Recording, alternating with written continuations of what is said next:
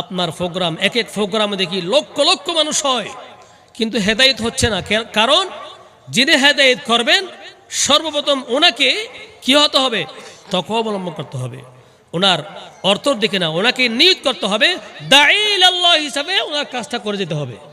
যদি দাঈল আল্লাহ আমরা হতে পারি, দেখবেন আমরা এই দিন প্রসারের ক্ষেত্রে গিয়ে, দিনের কাজ করতে গিয়ে আল্লাহ আমাদেরকে চতুর্দিক থেকে সাকসেস করবেন। আর বিশেষ করে আমার যুব সমাজের ভাইদেরকে আপনারা একটু সহযোগিতা করবেন, এটা আমার পক্ষ থেকে অনুরোধ।